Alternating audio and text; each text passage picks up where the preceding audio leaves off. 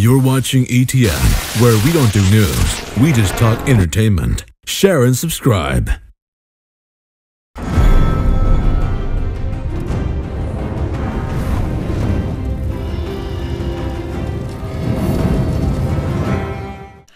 Hey guys, welcome to Entertainment Talk Nation. This is Rob. This video, we're going to do our review of Game of Thrones Season 4, Episode 5, First of His Name. Now, this was a very, very good episode. Obviously, the opening of the episode was them crowning Tommen as the new king. Tommen and Marjorie share some nice little googly eyes during the ceremony, and then after the ceremony, she's looking upon him or gazing upon him from the rafters, and immediately her line of sight gets cut off by a very stern look by Cersei. Now, before I get to that next sequence, when I first saw that, I thought all hell was going to break loose. And then during the show, you see her give her that gaze. She goes through the crowd, works her way up to Marjorie, and right there I said to myself, man, shit's going to pop off. And the conversation completely went in a direction I did not expect. Now, I'm not saying that what Cersei was saying was sincere. I know it was sincere about how she feels about her son. She was obviously very honest with Marjorie about, you know, you would have hated it, and I was shocked at some of the things he's done. But it seemed like at some point she was going to almost ask Marjorie to show Tommen how to be a good king. And before she could even say that, and that's the feeling I got. I'm not saying she would have said that, but that's the kind of, it looks like it was heading in that direction. And before she could say that, Marjorie kind of made it sound like she didn't want to be queen and she hadn't thought about it, which we all know is full of crap. But I think her answer to Cersei was more strategy than trying to be just play dumb. I think she felt Cersei was trying to get out of her, hey, yeah, I want to be queen, and you know, trying to see if this is like a battle of trying to get a feel for each other. You know, what's in your head? No, what's in your head? That's what I kind of got out of that. I really thought Cersei was going to go over there and talk some shit and pop off, but didn't happen, and that's a good thing. So later on, we see Cersei with her father, Tywin. They're in his chambers, and he basically breaks the news and tells her, hey, we're broke. We have no money. We ran out of money 3 years ago. They discuss the Iron Bank, and basically now Cersei knows why he wants to gather together with the Tullys, because, with the Tyrells, because they'll help pay the debt. And he feels that's the best option, and that's a clever move. So then we see her later, and there's a lot of Cersei in this episode. We see her approach Prince Oberyn, which immediately the first thing I thought when she approached him was, all right, she's going to try and butter him up to get some favoritism because he's one of the judges, or at least Tywin approached him to be one of the judges. And they're walking, they're having a nice conversation about avenging people that have died in their lives that they love, and him talking about his fifth daughter and how his fifth daughter is named after his sister, so every time he says it, it's sad. Very nice exchange of dialogue there. And at the very end, when they got to the pier or to the water, I said to myself, all right, this is where she's gonna lay down the law. Look, I want you to... But no, in a very, very twist of fate, so to speak, she just expresses how much she misses her daughter.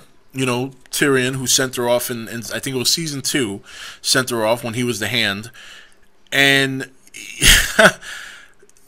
basically, you know, when you go back there, can you bring this gift? And it's a nice boat that she had made for her, and to tell her that I love her and that I miss her or whatever. And Prince Oberyn he seemed surprised. Like, the look on his face was like, oh, yeah, okay, well, no problem. So very interesting episode for Cersei. Like, we're so used to seeing her just be this crazy bitch that she actually, I don't want to say she showed a softer side, but she kind of left all the stuff, like the politics and the hate. She was just, like, this is about her kids, this episode. Like, Prince Tommen and wanting him to be a good king, still mourning her son, missing her daughter. And while it's not going to change how I feel about the character, it was to me, it was a nice change. It was a nice change of pace for the character. I think for some other people watching the show, they'll be a little affected by that and maybe come back and see her in a different light. Me, I won't. It's just not happening. She's done too much wrong for me that yeah, no. So moving on from that, we get to the Vale, and Sansa gets there with Littlefinger, and we get to see God, I can't remember her name at the moment, because when they first showed the scene where her son is sitting on her bosom, the first thing I thought to myself was season 1 when he kept sucking on her boob. So that's the first thing I thought was going to happen, and I'm so, because it's kind of gross. So I'm kind of waiting for that to happen during this whole time, so I can kind of go like this, that I wasn't kind of paying attention to what her name was. Is it Elena? I don't know. Elena, something like that. I know one of you guys will correct me in the comments, so thank you in advance. But she welcomed Sansa, which to me was the biggest bullshit welcome in the world. I don't know if anyone else saw that. I knew right away that she was just, yeah, whatever. But then she threw herself at Peter, and I was kind of, I don't know, something about that just grossed me out, the way it happened. And you could see he was, like, so disinterested. And she's pushing to get married, and he's like, yeah. He's kind of blowing, because he doesn't want, he has no interest in her. He's like, yeah, whatever. He's just using her. But then she reveals, big secret. So she's involved in killing Jon Arryn, her own husband. She killed him, had an affair with Peter, who's the one who provided her with the resources. Holy shit. What? So, really big reveal there. I was surprised by that, because, that happened in season 1, and to this day, I think some people just kind of forgot about that. They just kind of accepted the fact that the Lannisters did it.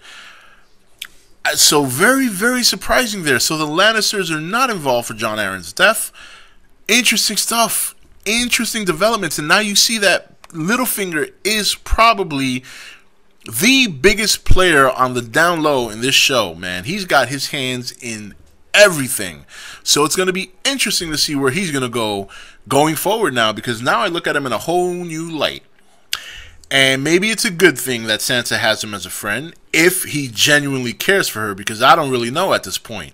He uses everyone, and we know that if he has Sansa, he has the North. At least that's how I see it. So then we move on. We see Arya and the Hound, and Arya's naming off all the people she wants to kill, and I love how at the end she's like, the Hound, and he goes like this. Like, he couldn't believe it. Like, dude, like, really, you're surprised that she wants to kill you? Honestly, you killed one of her friends.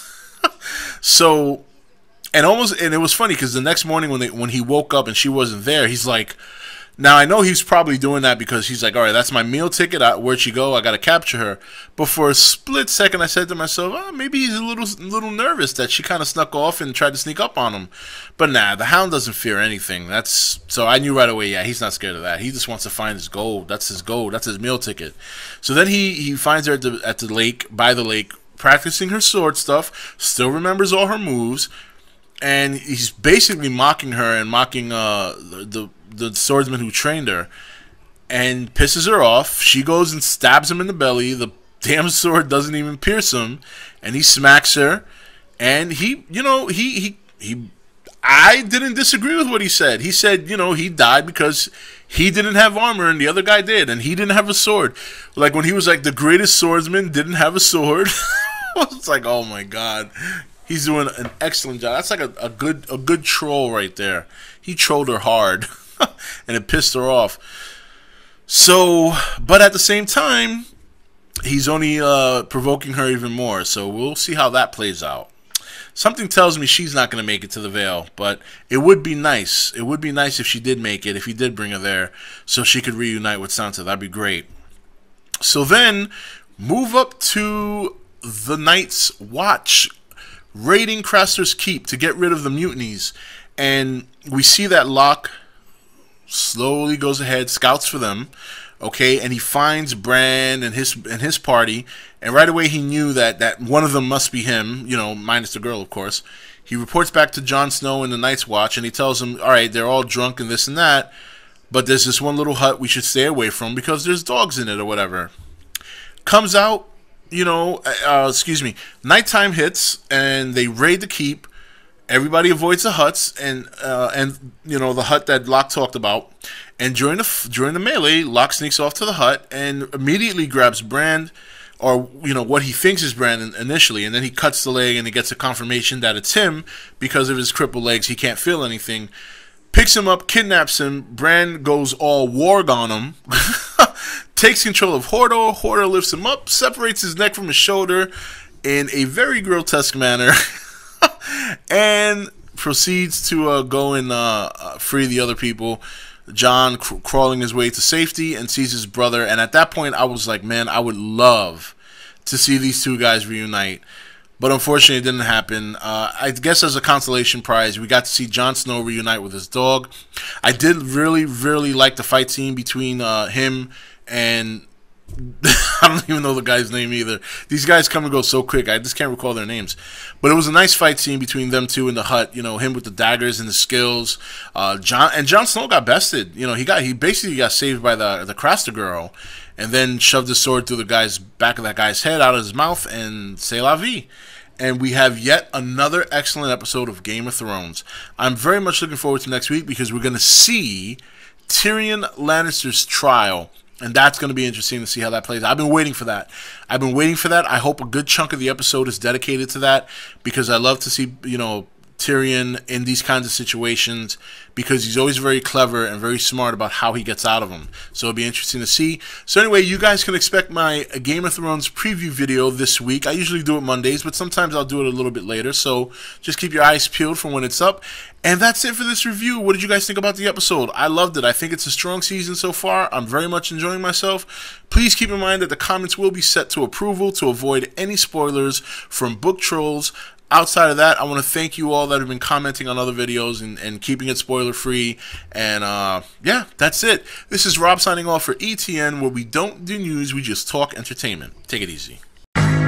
Thank you for watching E.T.N. Don't forget to subscribe and join the Nation Facebook page.